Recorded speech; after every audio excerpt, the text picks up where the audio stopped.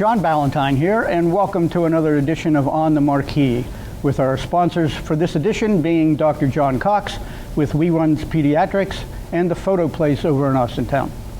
Our guest today is a person that many of you know here at the Playhouse, but again, if you have done a lot of shows here recently, many of you may not know here.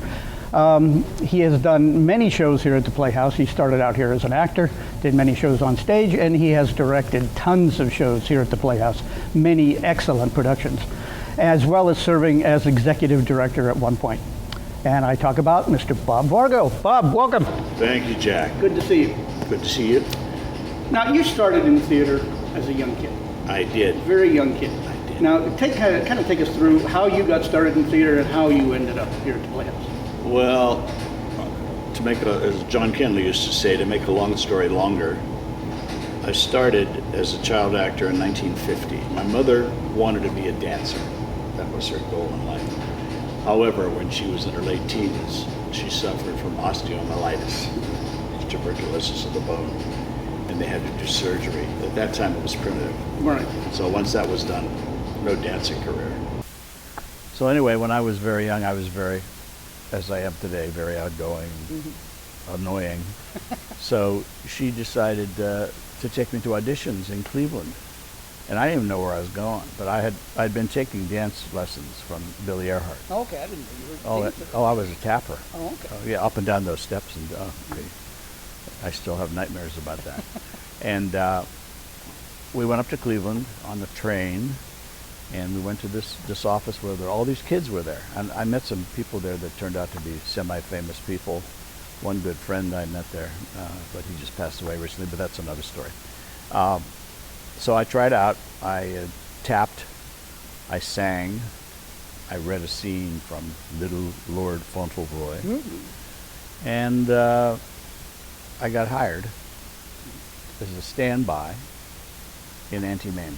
Now, was this a production in Cleveland or touring? No, this was the tour. Okay. I was out of New York. Okay. When I was the standby. I wasn't the regular Patrick. Right. I got to do it about 20 times over the spread. And I did it with Sylvia Sidney, who I worked with later at Kenley. I did it with Gypsy Rose Lee. Oh, okay. And I did it, I didn't get to do it, but I was there 1 week with Rosalind Russell when she was still on the tour. So that's how I started out. And then Eric Shepard was my agent. And I went back and forth between New York and Youngstown, New York and Youngstown. In the summertime, I went out and did stock. A lot of chorus stuff, but when they needed a little boy that was cute and annoying, I got hired. So that's how I started out. And there's a funny story.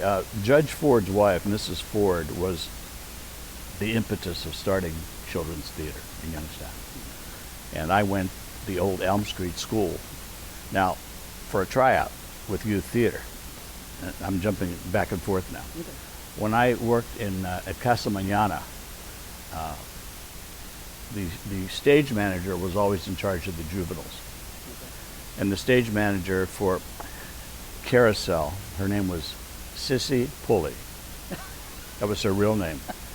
And Sissy guarded me that I didn't get in trouble and no one was trying to get me in trouble. And then after that was over, I came back to Youngstown and I wanted to go, because I was in St. Joseph's School, in and out, but I wanted to be in school for a while because I felt, I don't know anybody in school. I'm out doing the theater all the time. And I went to tryouts for youth theater, and Mrs. Ford was very, very sweet. Robert Vargo. She was Brit. Robert Vargo. And I was, 12 years old. Mr. Vargo, would you like to read for us? And the other person working with her was the famous and at times infamous John Abbey. Oh, geez, okay. Yeah, so there you go. So I read for her, and but I did pretty well. Now, Sissy always told me, when you go home, Bobby, don't tell people what you're doing. Don't brag. And I learned that early on. She says, just go back and be with your friends and just be a normal kid. And I did that. Even to this day, I don't like to talk about myself, but I will for this purpose. I talk more about what I did here. And so Sissy gave me that advice, and I listened to her because I looked up to her a lot. She was a very sweet lady, good stage manager too, very disciplined. I think I learned that from her. And so I read for Mrs. Ford and for the very famous, now passed away years ago, of course, John Abbey. And after I read, she said, "We want to thank you for coming." Now, she didn't know anything about my background, but we'd like to get someone with a little more experience. That was my first experience with youth theater. So I didn't get to do youth theater that fall, which I wanted to do because I would be in school and I could do it. Right. Because in the summer, I'm gone. I worked every summer of my life. Wow. From 1950 to the late 80s. I worked every summer in theater. And so that was my story about youth theater. I just didn't measure up. Well, how was the Playhouse different? And what was the Playhouse like, actually, in those early years? Those were the years when, pre-Bentley. Right. Now, before Bentley came, there was a lot of board turmoil, as we frequently have with nonprofit boards. And everybody wanted to do everything. If you were on the board, and this is where I got in trouble. When I was managing director, I didn't allow board members to direct. Because I told them at the meeting one time, I said, if you have time to direct, you have time to do a fundraiser. And that's your primary purpose. Right. As a nonprofit board member, the fiduciary stability of the nonprofits, that's your purpose. That's why you're there. So they didn't like that, but I wasn't here to be liked. You know me well enough. Exactly. I was here to try to do the job. And so that's what happened with that. And early on, there was a lot of turmoil, and Helen Moyer and her husband, Sidney, and Fred Friedlob, who was a very prominent attorney, they got together and they brought in Bentley because Helen was familiar with him somehow, and I don't remember exactly how, from Petoskey when he ran the Playhouse in the summer, right, which was very successful. He did very well. He probably wishes now that he had stayed in Petoskey. So the first thing he did was, we were doing a production of Fade Out, Fade In, the musical, Carol Burnett musical. And I was at university at the time. And of course, we were rehearsing in the arena, and we're doing our thing, and suddenly Bentley's been hired, and he comes in and he says, I'm sorry to tell you folks, we can't do this show, we just don't have the money. So the entire cast that had been rehearsing, like 40 plus people, rehearsing, all cast, they knew the songs and everything. And I had to say, well, that's sad, because it was. And they were all looking forward to doing the show that summer on the main stage, but we were rehearsing in the arena. So that was my introduction to Bentley.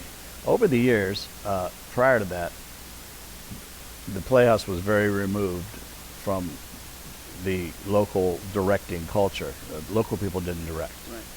They brought in professional directors, in quotes. Because when I did Barefoot in the Park, and I was the telephone repairman. Which is a legendary role for you. Is it really? Still get to talk about. Okay, how bad it was. There was Irwin Stahl, was his director. And the minute I heard he was doing, his name sounded familiar to me. And I called some people in New York that I knew, and I said, do you know this young director's name's Irwin Stahl? He said, oh no, for God's sake, you got to work with him. I said, yeah, I'm doing the telephone repairman, and he's got me running up and down the steps backstage to get out of breath. I said, Irwin, I can be out of breath without running up and down the steps. I can do that much acting. I can pretend I'm out of breath. So I would not do it, and then I would come on stage and go, and finally I went up and I said, Irwin, I want to thank you for that hint. That helps me a lot. I never did it. Because if you're an actor, you don't have to do that. No, so he was pure method. The most memorable early director they had, and her name escapes me right now, but you probably know her name. Well, I've got one coming up, Ella Gerber. Ella. Because I was going to ask you about Arthur and Ella. Wonderful director. Because I've heard horror stories about both, although they were both very good. We only heard horror stories from people that didn't want to learn anything. I learned some things from her, from Ella. And you never knew if she liked you or if she didn't like you. But opening night, you'd always get a gift and a little personal note from her. And it was very complimentary, the one I got. I'm trying to remember, what was that show? It was one of the old Chestnuts. Pulling up shows is going to be rough because there's a couple back there. And she was a great director. I loved her. And of course, people don't know this. She was the only woman that was permitted to direct Porgy and Bess. Yeah, yeah. I mean, you know. She went everywhere and directed. Australia. Yeah. Yeah. But anyway, prior to that, and I'm very angry about this, and if the ghosts are here, I want you to repeat this to the board members, whoever they are currently. You cannot forget the past. You had Arthur Circum here. Arthur Circum was a Broadway, off-Broadway regional theater director, well respected by everybody. He was a good friend of Uta Hagen and Herb Berghoff, her husband. I took some of their classes, by the way, one summer. But anyway, they were very close. And Arthur was the first one to bring a professional level to the Playhouse. When it was on Arlington, originally in the car garage, it was a bunch of rich folks having fun. And then it started to involve more people in different layers of the community, which is what they always wanted. They didn't start it to make this fancy thing for them only. Right. No. They wanted it to be a community thing. And so when it started to filter down to the everyday guy and gal, that was great. And that's when they, early on, needed someplace to go.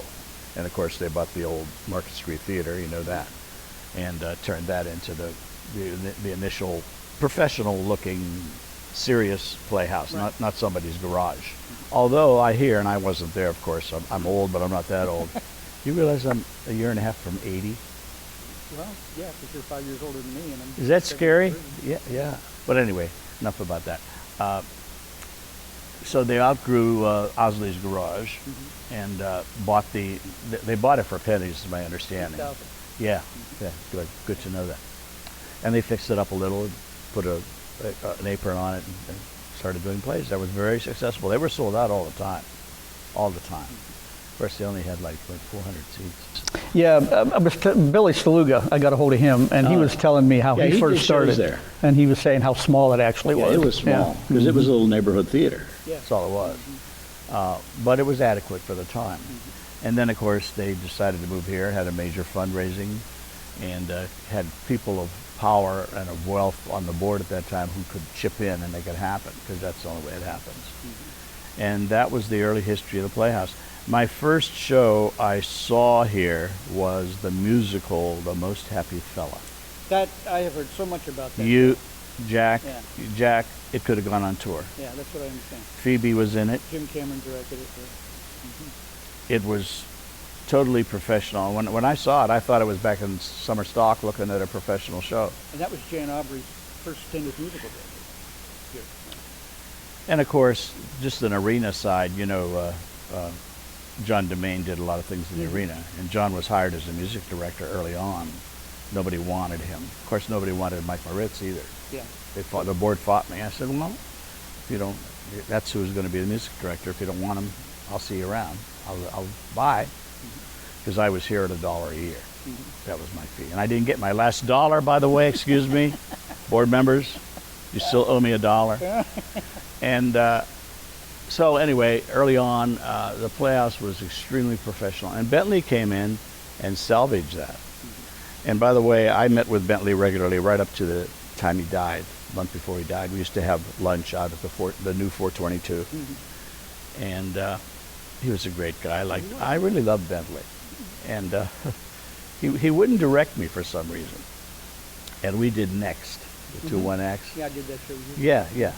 And so I'm laying on the table with all these lines, and hoping I'm heard. I'm trying to cheat and project out a little so I can be heard, because there were no microphones. And I said, Bentley, don't you have any notes for me? He says, you don't need any notes. I said, I think I do. Give me something, you know. He said, no, it's okay. If it's bad, I'll tell you. I said, okay. So anyway, that was my first experience with Bentley. But What was it about him that made his 21 years here so successful? I mean, nobody has matched what he's No, and I don't think anybody ever will. Sorry. No. Because they don't, if they're the right person, they don't get the longevity they need. And Bentley got that. He got to be here to develop things, develop programs, develop rapport, develop a professional caliber of production. And That's why people flocked here. Now, the other thing that is missing now, and it probably will be missing through no fault of the people that might be here now, is the Jewish community. They don't exist anymore. They either all moved down south or they're snowbirds. They're either gone permanently or gone a great chunk of the year. And the Jewish population helped this thing survive in times when it couldn't have on its own. It really couldn't. World War II, for example, that time period. So you had the Moyers, and you had Ed Friedlob, and you had others, Kushwas, and all a lot of the Jewish families in town supported the Playhouse over the years. And when something was needed, Helen would pull out the checkbook. It was that simple. We need more Licos. How much? You know, they loved this so much, and they were so dedicated to it being successful. That's how it worked. So anyway, by the way, let's reinstate the Arthur Awards. Yeah, I've been thinking about You cannot forget your history. I need to take a quick break here, Take it just away. for a second. I want to thank our sponsors again for this installment of On the Marquee, Dr. John Cox at We One's Pediatrics, and the Photo Place over in Austin Town. Back to Bob. You were saying about the Arthur Awards. I was saying you cannot negate your history by failing to appreciate it and to celebrate it. When I saw several years ago with all the problems that happened after I left, that they were going to do away with the Arthur Awards, I said, you got to be kidding me. Are you serious? Well, that's why the Marquee Awards. Well, yeah. Still, it was But the gravitas, not denigrating that, but the gravitas isn't there. Right. It's with the Arthur Awards. And why is it the Arthur Awards? Well, Arthur Circum. Oh, who's Arthur Circum? And now you have all this dialogue that can go on. That professional directors were coming in here and doing shows, and that's why they were good shows. Not that there weren't good local directors, Right. but these were guys from New York. Plus, they brought in people they knew from Broadway from time to time, Yes. which also sold tickets. Yes. Yes. So that was... Yes. Of the shows you've done here, and you've done so many, either from an acting standpoint, directing standpoint, do any of those particularly stand out of being particularly proud of? Well, I'm proud of all of them, but the one that was our most successful one was Godspell. I love that. Yeah, that was, of course, it had so many things working for it. The nice thing about Godspell, I've done 12 productions of Godspell, here and there and everywhere, all over the country sometimes, but it sells itself. And even a mediocre production of Godspell, people love. Oh, yeah. And that's great. There's not a lot of shows you can say that about. No, it's not. So we had, and of course Jim Romick, Yeah. and you know what Jim ended up doing. He was the standby Phantom of the Opera on Broadway for years, and now he's doing audio books very successfully. is he really? Oh yeah, He's doing he's got a lot of books. You should friend him on Facebook. Okay. Yeah, he'd love to hear from you. Yeah, I haven't talked to him in years. But And Denny Villa, we had Denny. yeah, Jenny, yeah. Terry Wright. The second one, the follow-up, would be West Side Story, because we had Pete Ribery and Mary Jo Meluso. Right. I mean, come on. And you know. Romick was in that one too. Yep. So we had a lot of great shows, and you can edit this out if you want to. Joe Scarvell, God rest him, was supposed to do the show after West Side Story, and he went to Bentley and said, "Vargo's directing West Side Story." Yeah. He says, well, I don't want my show to be after his show. He said, Bentley said. He says, I calmed him down. I said, okay, Joe's a fine director. He's going to be okay. But he didn't want to follow our show.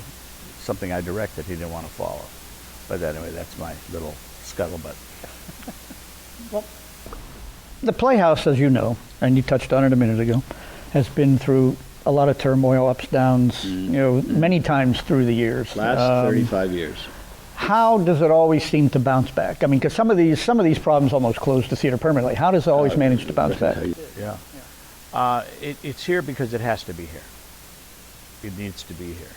So whatever happens here, it's going to reincarnate itself in some form. My concern, as I watch things happening here since I've left, is the reincarnations aren't always strong enough to survive. It's someone else trying to make it work. And again, if you don't have a strong board, that has some wealth on it and some knowledge on it and a deep appreciation of what this place is supposed to be about, you're not going to succeed. You can't do it on your own. Right. That's the problem I had with the board here. They wouldn't put more people on the board when I was here. They refused. And I said to them outright, I said, we've got some Jewish folks in the community that are still here that are theater buffs. They go to New York every other week to see Broadway shows. We got to court these people. Well, we don't want any of those people. I said, what do you mean you don't want any of those people? I said, that's the heart and soul of the Playhouse. Mm-hmm. That's part of their bodies, their texture, right, is the arts. So they wouldn't put anybody else on the board. We had 5 people on the board. And the only one of them that made any sense was Victor Garcia, because Vic had been around and had been president of the board and knew what was going on. Right. So if you don't have a strong board, you don't have anything. Right. And if they're not willing to work and do fundraising and live up to their fiduciary responsibility, what do you have? What do you have? Now, my next question. There has been so much talk down through the years of people who were here when the arena was here, people who weren't here when the arena was here, who kind of get secondhand information because they didn't experience the arena. Take us through what the basic concept was and the idea of what was done with the arena. First of all, I did all the design. I got $2 million through Jim Trafficant, which some board members didn't want just because Jim Trafficant was getting it for us, which to me is, talk about shooting yourself in the foot, Right. But anyway, I got the $2 million, and the promise was I was going to get $6 million more. Of course, we didn't get the $6 million more because Jim decided to go on vacation to prison. But anyway, I had the $2 million, and the plan, I redesigned the whole thing because the architects took it, and being as unfamiliar as they are with performance space, just like I told you about that story about the vents, which would have blocked any scenery from rolling off into the wings, they didn't understand the needs of a theater. So the first thing I said was to the board, I said, look, I'll design it myself. I'll sit down with the architects, and I did. And they were very easy to work with because they knew they didn't know what they were doing, by the way. And we set up, and I found that out when I was on the renovation committee for Powers Auditorium. Mm-hmm. I did the equity standard. Do you remember the executive director back then? Hunt. No, before Jack took over. No, I don't.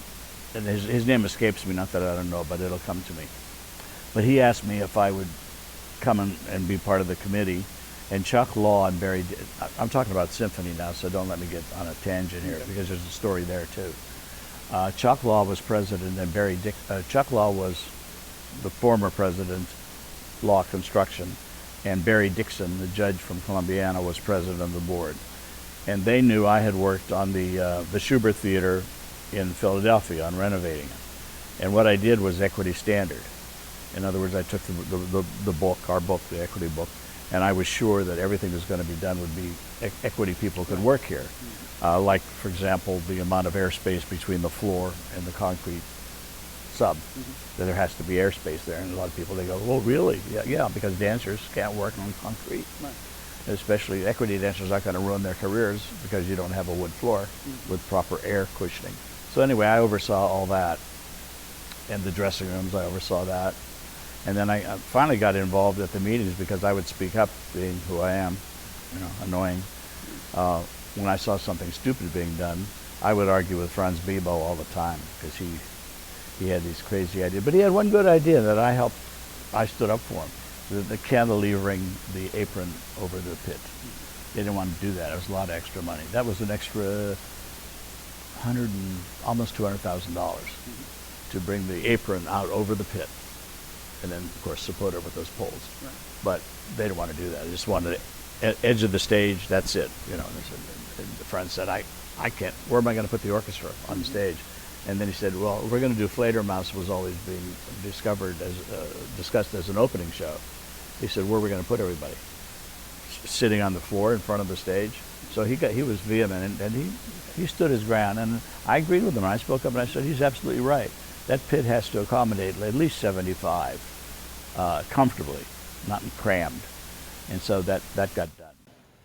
Okay, so how did the whole idea of what was done with the arena? Yes, I'm going to give you the whole background on that. The design I did was the arena would now become office space. We'd fill it in, and it became the office suite. And I'm almost afraid to go down and look what they did to that currently. You know, it's nothing, it's an empty rehearsal. Yeah, so don't tell me that, because you'll get my acid going.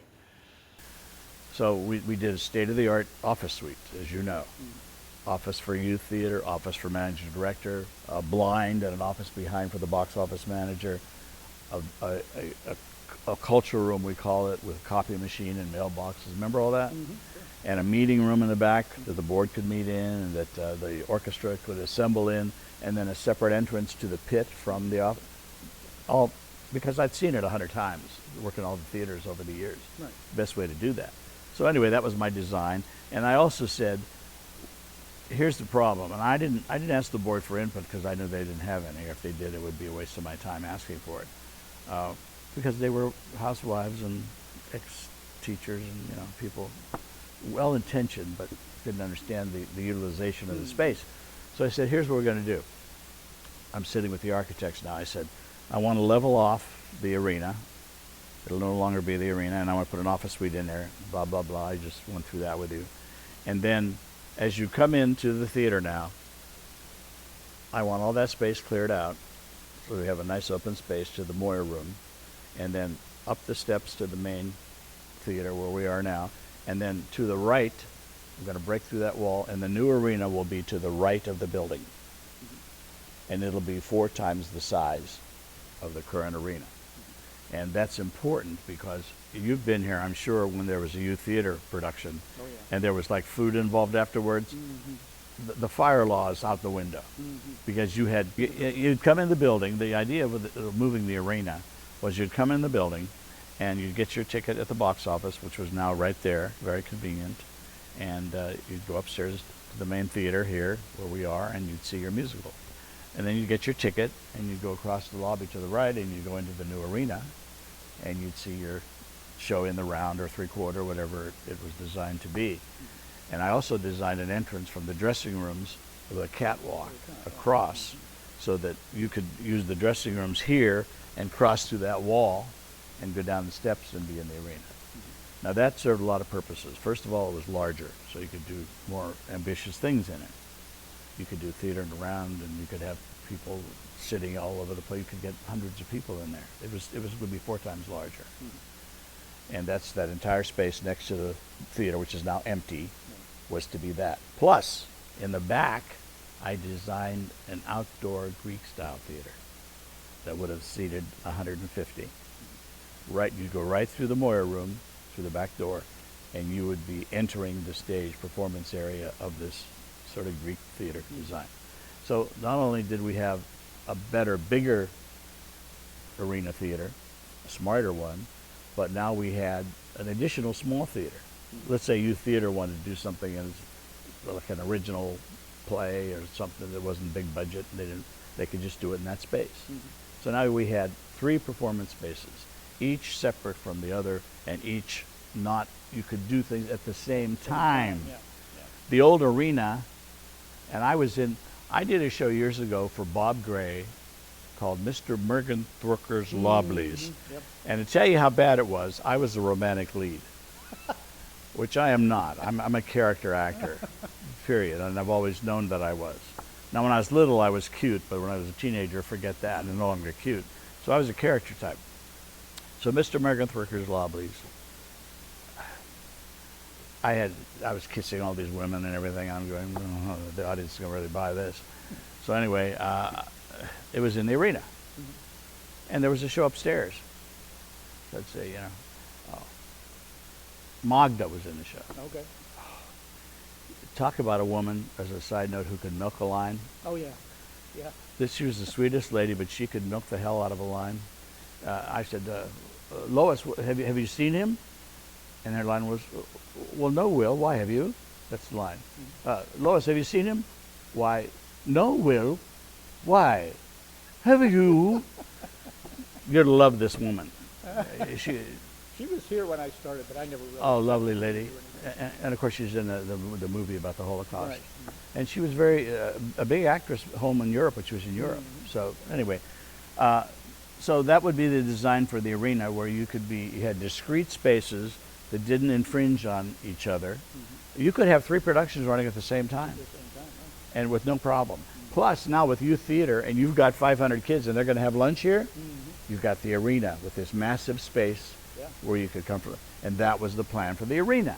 Now, you know, when I left the Playhouse, I turned Idora over to you. I'm sorry for that, Jack.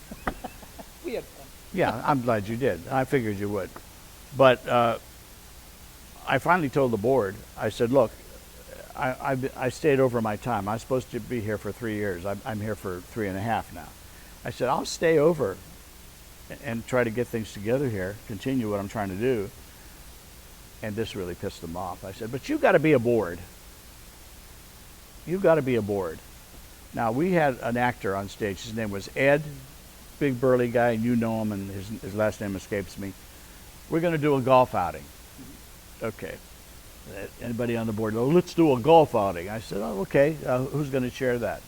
John Melissa was president. I said, John, who's going to chair that? Okay, the Walt's going to chair that. Oh, big mistake. All right, so Walt's chairing it.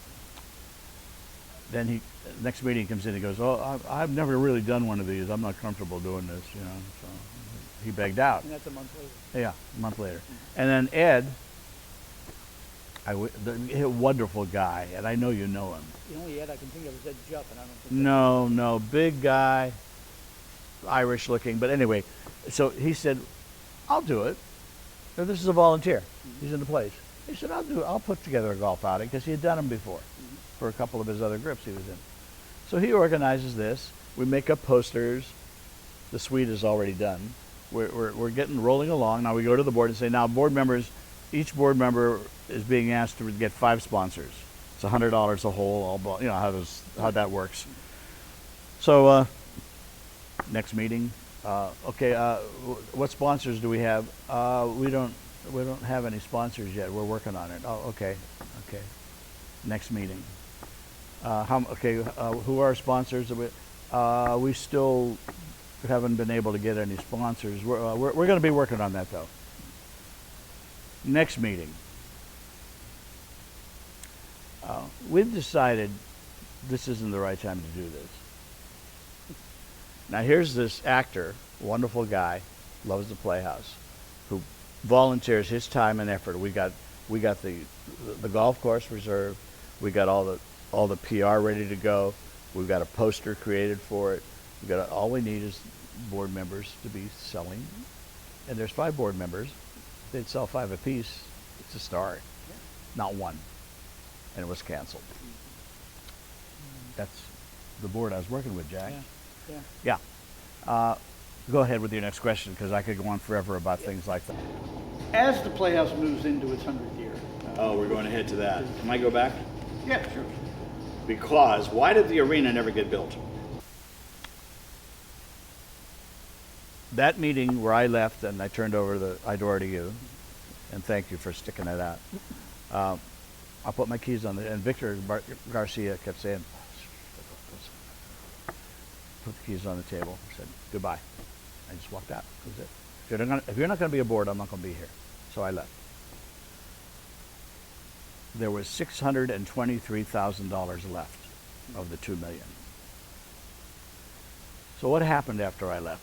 The board went outside the general contractor and hired somebody else to do the roof. And he was one of these guys, I'll need $20,000 down to get my materials and everything. The guy disappeared. And the roof was never addressed. The rest of the money,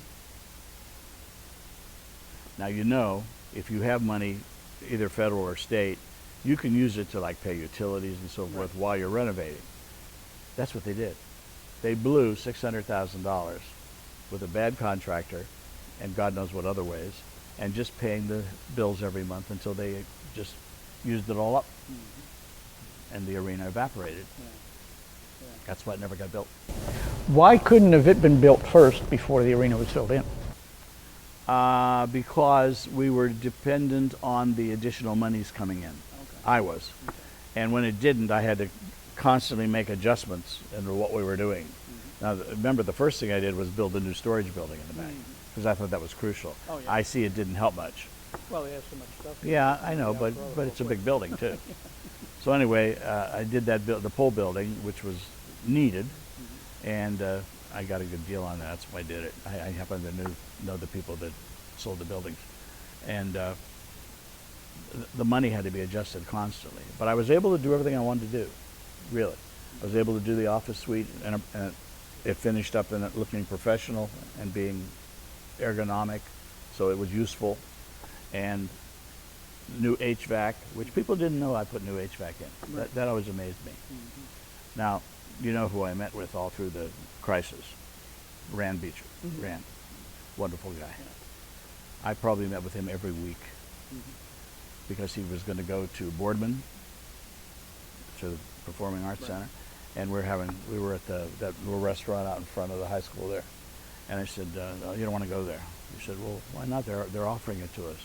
I said, they're offering it to you, but you're going to have to hire stagehands. And they're going to tell you how many. Oh, no, they're good. I said, no, they're not. They're giving you the space either at a reduced rental or at no rental.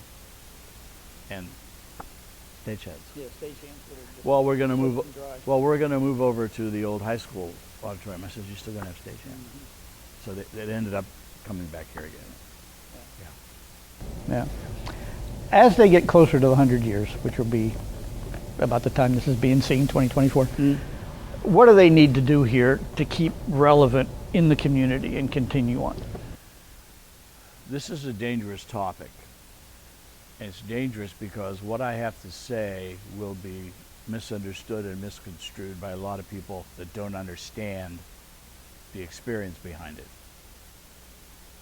You have to maintain the integrity of the Playhouse. It has to be a place for all talent to be involved from all over, not just the city of Youngstown, not just this area. And that has to be the focus. When you start bringing in other organizations to use the space, that could be a serious error. And they've done that. Now you say, well, we're involved in the community. No, you're not really involved in the community. You're involving a certain, another nonprofit that deals with special needs people or whatever it might be. And that's not the good way to go. I mean, you can do events with those folks and for them, but to have them in residence here is not a good idea. And whenever it's been done, it's harmed. So the professional level has to be maintained, but no matter what I have to say here, it doesn't matter if you don't have a board. And you have to have a strong board. Now recently, and someone can explain this to me off camera, there was a matching grant available that the Playhouse just got like a third of it. They could have got much more money than they did because it was a matching grant. They had to raise so much and then there would be match. Well, they didn't do that. They had to drive and raise like 500, and so they got another 500, whereas other groups raised 10,000, got another 10,000. So that's not a strong board. The board has to be strong. It has to be people that understand that they're there to maintain the fiscal integrity of the organization. They are not there to direct the shows, to be in the shows, even to pick the shows. You know, what do they know? What does, seriously. Now, if they go to New York all the time, a wise managing director is going to say, hey, I want your input. Yeah. What can we do? What's new? What's exciting? What have you seen? But the board has to do their financial gymnastics first. That's why I didn't let anybody on the board direct. Right. And Joe was not happy with that. But I said, if you're going to be on the board, and then they would quit the board, like Sis Soller quit the board. I said, well, this is the time you need it. Oh, Jim Traffic. Oh, come on. What does it matter? If Satan turns up with a certified check, I'll put him in the next show. I mean, seriously, why do you care where the money comes from? I mean, it's going to help you survive. And she wasn't bringing any money in. Sis, God rest her, never wrote any big checks. Right. She wasn't a Helen Moyer. She wasn't a Fred Friedelob. She wasn't any of those people. But that's what you need, a strong board. Don't talk about anything else. Strong board, a president that knows what they're doing, that understands, that has some background in nonprofit, and then board members that are dedicated to the survival of the organization, period. It's that simple. Okay. Well, Bob, thanks for coming in. Our time is up. Yes. It's always good to see you. I heard the bell ringing in the background. Yeah. And I want to thank you for joining us for another edition of On the Marquee. And I want to thank somebody else, and I don't do this enough. I want to thank our director and our cinematographer, Mike Rossi, who does great work. Great work. And we were in a new area today. We're in a new set today. So I thank you again for being with us, and we will see you again next time on the Marquee. Thanks.